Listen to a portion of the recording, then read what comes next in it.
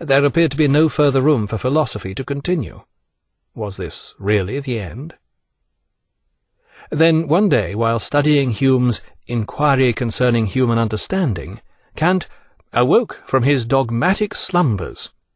In a flash of inspiration, he saw how he could construct a system and answer the destructive skepticism of Hume which had threatened to destroy metaphysics forever. For 11 years, Kant published nothing, but continued working out his philosophy. Already he had begun living a life of extreme regularity, and during this period his routine began to achieve legendary status. In the words of Heine, rising, coffee-drinking, writing, lecturing, dining, walking, each had its set time, and when Immanuel Kant, in his grey coat, cane in hand, appeared at the door of his house and strolled towards the small avenue of linden trees which is still called the Philosopher's Walk, the neighbours knew that it was exactly 3:30 by the clock. So he promenaded up and down during all seasons, and when the weather was gloomy or the grey clouds threatened rain, his old servant, Lampe, was to be seen plodding anxiously after, with a large umbrella under his arm, like a symbol of prudence.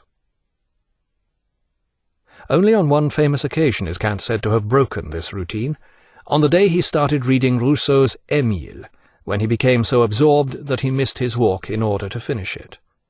Only Rousseau's avowal of romantic emotion could make him forget his routine.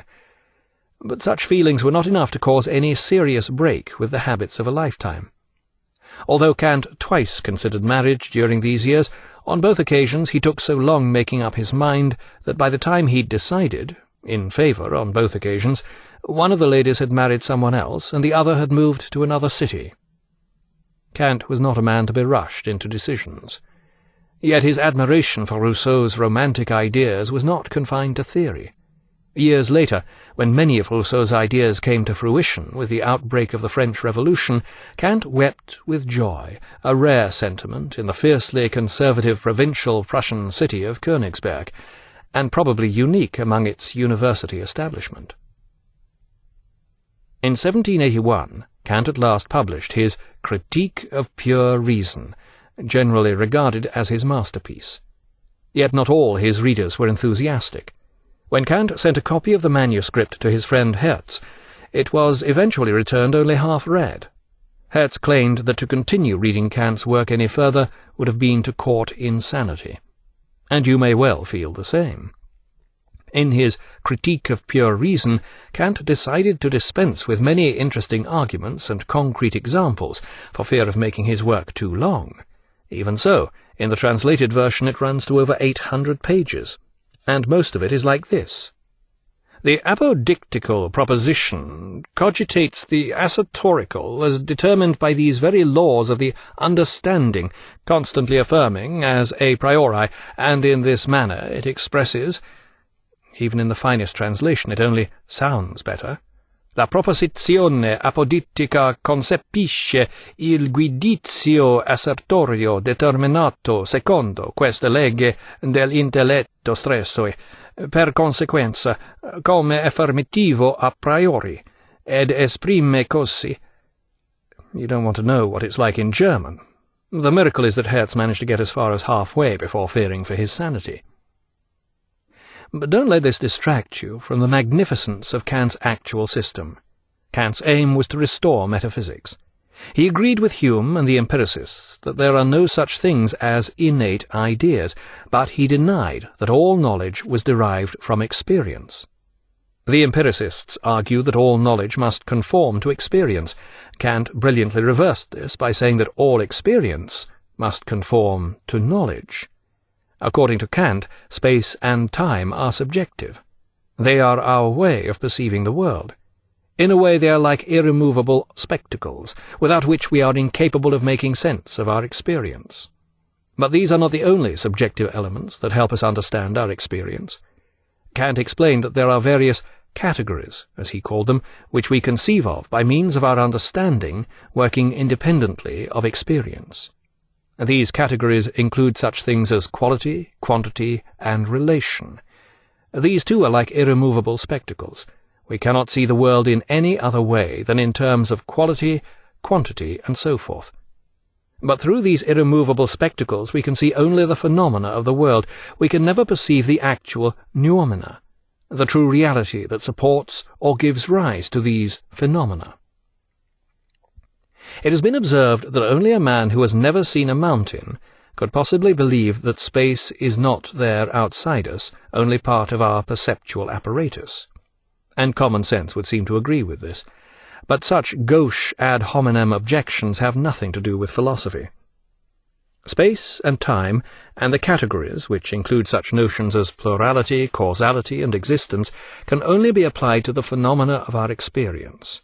If we apply them to things which are not experienced, we end up with antinomies, that is, contrasting statements, both of which can apparently be proved by purely intellectual argument. In this way, Kant demolishes all purely intellectual arguments for the existence or non-existence of God. We simply cannot apply such a category as existence to such a non-empirical entity. As we can see, Kant was not in favour of a wholesale return to metaphysics in his critique of pure reason. By pure reason, Kant here means a priori reason, something that can be known prior to experience. Hume had denied such transcendental entities, ones that transcend experience. But Kant was convinced that he had restored this transcendental, metaphysical element to philosophy in the form of his categories of pure reason. Hume's sceptical view may seem simplistic, and is certainly unworkable if we wish to live in the real world. His denial of causality effectively reduces the whole of science to the status of metaphysics. Kant's view, on the other hand, is immensely subtle and sophisticated, but it scarcely overcomes Hume's point from a philosophical point of view. We may not be able to experience the world without conceiving of space, quantity, and so forth, but it is difficult to argue that these are not an integral part of that experience, or to see how they could exist without it, that is, prior to it. On the other hand, Kant's argument that we can never know the real world carries considerable weight. All the things we perceive are only phenomena. The thing in itself, the noumena, which supports or gives rise to these phenomena, remains forever unknowable, and there is no reason why it should resemble in any way our perceptions. The phenomena are perceived by way of our categories, which have nothing whatsoever to do with the thing in itself. This remains beyond quality, quantity, relation, and the like. After publishing the critique, Kant continued to live his life of rigid routine.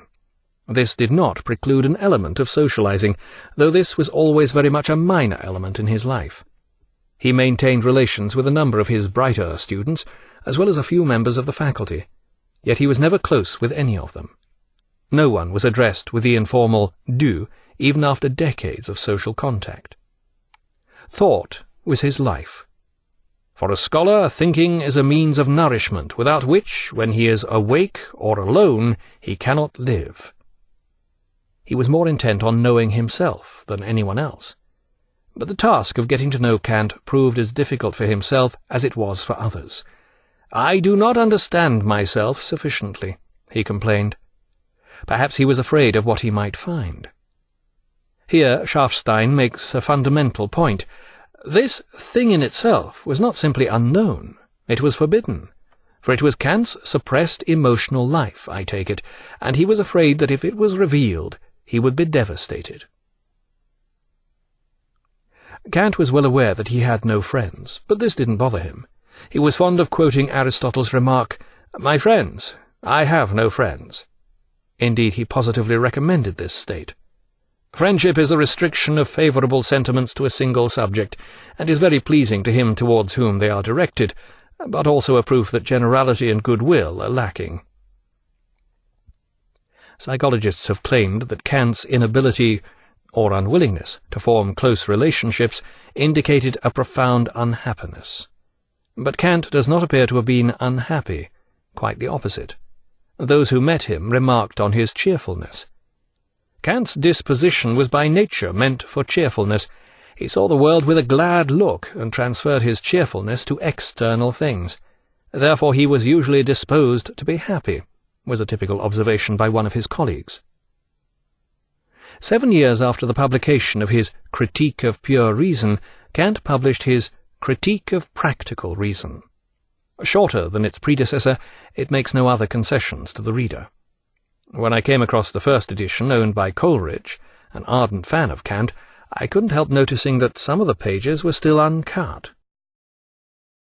There appeared to be no further room for philosophy to continue. Was this really the end?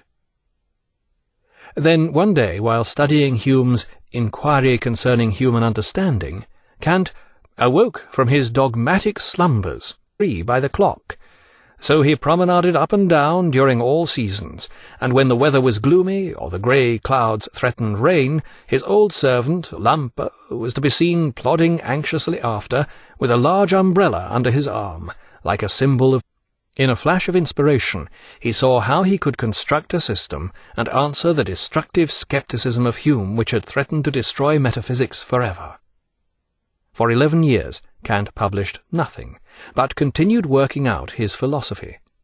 Already he had begun living a life of extreme regularity, and during this period his routine began to achieve legendary status. In the words of Heine, rising, coffee-drinking, writing, lecturing, dining, walking, each had its set time. And when Immanuel Kant, in his grey coat, cane in hand, appeared at the door of his house and strolled towards the small avenue of linden trees, which is still called the Philosopher's Walk, the neighbours knew that it was exactly 3:30.